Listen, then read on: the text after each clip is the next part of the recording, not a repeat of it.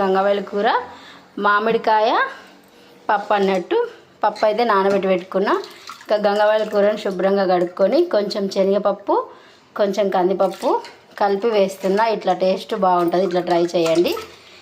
ఈ గంగవాయిల కూరను మంచిగా చిన్న చిన్న కట్ చేసుకొని కట్టలన్నీ కూడా కట్ చేసుకుంటే బాగుంటుంది. మొత్తం కట్ చేసి మామిడికాయ కూడా కట్ చేసి ఎలా వండాలో చూపిస్తా. ఇట్లా శుభ్రంగా కట్ చేసుకొని 2-3 సార్లు అయితే మంచిగా కడుక్కోవాలి.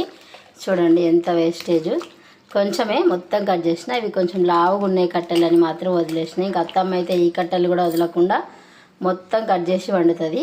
ఇందులోనే ఫైబర్ ఉంటుంది, ఎందుకు వాడేయడం అంటది, కానీ నేను కొంచెం లావుగా ఉన్నాయని తీసేసిన. ఇప్పుడు మనం మామిడికాయ కట్ చేసుకొని ఈ ఆకుని అన్నీ కలిపి పప్పులో వేసి పప్పు అయితే చేద్దాం. ఇట్లా వేసేయాలి. పప్పులో అన్నీ వేసి ఉడకబెడితే మంచిగా మెత్తగా ఉడికిపోతుంది, మంచిగా ఉంటుంది.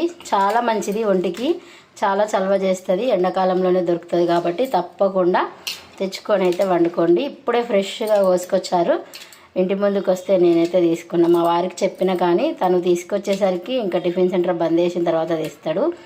కానీ మార్నింగే ఇంటి ముందుకు వచ్చిందని తీసుకున్నా. మంచిగా ఫ్రెష్గా ఆకుకూర అండ్ మామిడికాయ కూడా ఫ్రెష్గా ఉంది. 2 కలిపి ఈరోజు అయితే మామిడికాయ పప్పు సూపర్ టేస్టీగా వండబోతున్నా.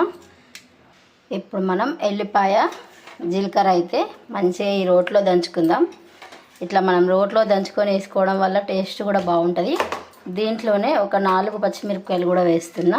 అన్నీ కలిపి మిక్సీ చేద్దామంటే మిక్సర్ అయితే కరెంట్ లేదు ఈరోజు, అందుకే ఇప్పుడైతే రోట్లోనే దంచుతున్నా. ఎక్కువ ఉన్నప్పుడే మిక్సీ చేస్తా ఓన్లీ. ఇట్లా దంచి మనం పప్పులో అయితే వేసుకుందాం. ఇట్లా కల్లుప్పు కనుక వేసుకొని దంచుకుంటే తొందరగా దంగిపోతుంది. ఇట్లా మెత్తగా దంచి ఇట్లా మెత్తగా కాకుండా కొంచెం బరకగా అయితే దంచుకున్నా.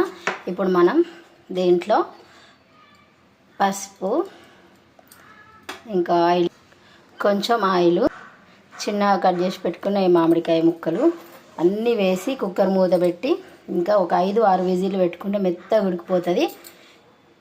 మనం ఇందాక నూరుకున్న ఎల్లిపాయ జీలకర్ర ఇంకా పచ్చిమిరపకాయలు పేస్ట్ కూడా ఇందులోనే వేసేసి ఇంకా కొంచెం కారం కూడా వేద్దాం. వేసి ఇంకా తగినన్ని వాటర్ పోసి మనం ఉడికించుకోవడమే.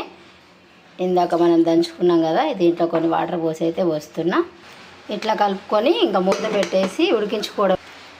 చూద్దాం, ఇప్పుడు మెత్తగా ఉడికిపోయింది. కందిపప్పు శనగపప్పు కలిపి పెట్టినా కాబట్టి 5 విజిల్స్ అయితే పెట్టుకున్నా. ఇప్పుడైతే పోపు పెడుతున్నా.